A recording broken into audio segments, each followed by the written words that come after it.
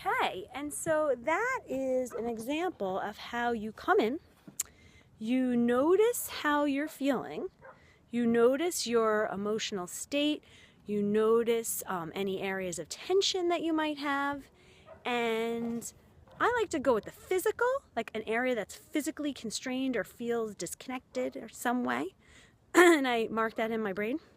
And then I like to look for, I call it the flavor of my emotions. So when I started, the flavor of my emotions was really kind of bland.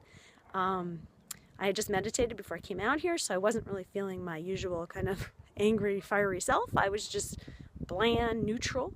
And now I feel kind of energized or a little bit more focused, and I kind of actually feel like I want to go for a run or something like that, kind of move my body even more. It felt good to move my body. So this is an important skill because this is what is the foundation for understanding how we do our reflections after ACP, eventually when you get to third year after clinic. Basically, you're going into these clinical exchanges with your peers, your classmates, and eventually when you're treating your patients. What part of that is you coming in? Like, where are you when you get here? When you open the door and you walk through Tri-State, where are you? Like, what are you bringing with you?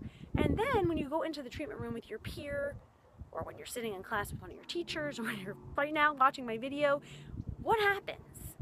How does that affect you? And then to be able to cultivate the skill to go back internal to see how it affected you.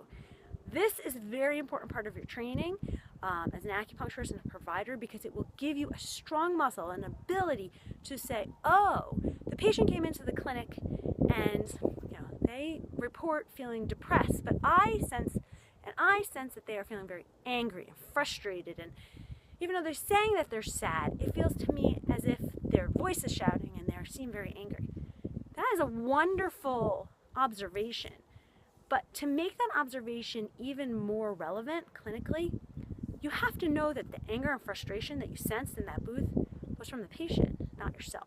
It's just one example. Or if you're like super sad and worried, somebody in your family is very ill, or you're ill, or you're just really sad and worried, and you show up at school, you go in to treat your peer, and you're writing down, patient is very sad, very worried, but they're not.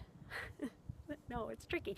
They're not. It's you. You're bringing that into the booth. They're telling you something about their ankle, but you're just focusing on what you're feeling, because what you're feeling is coming from yourself.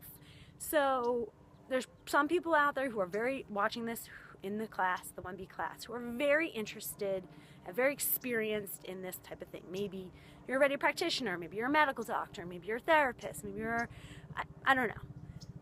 You might know exactly what I'm talking about and have an amazing skill set for this, to know where you are, where they are, what's happening, navigating the clinical encounter.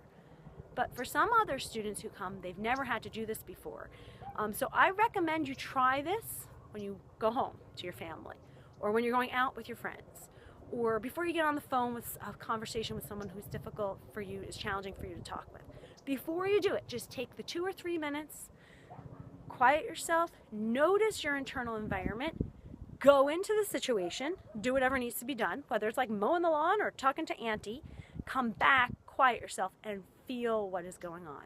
That ability to be mindful of what you are and what you're doing and how you're doing it will create a very, very deep ability to reflect. And that is really the aspect of this training that is very individualized. And so I hope this helps a little bit. There's a checklist of all the things that need to be done, an analytical paper, reflections at the end of the semester, 6 grand round field notes, court meetings. Court meetings are an opportunity to reflect upon what is happening.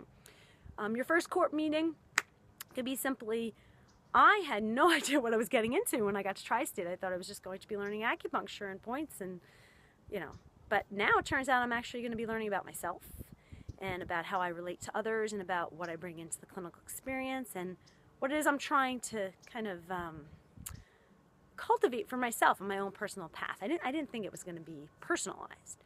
Somebody else might be like, I knew it was going to be personalized. Of course, Chinese medicine is a very super personal thing. There's never one headache have 25 people will all have headaches. Not 2 of them will have the exact same pattern that brought it up. So by nature, what we study is very unique and individualized. So this is an exercise to help you gather that skill.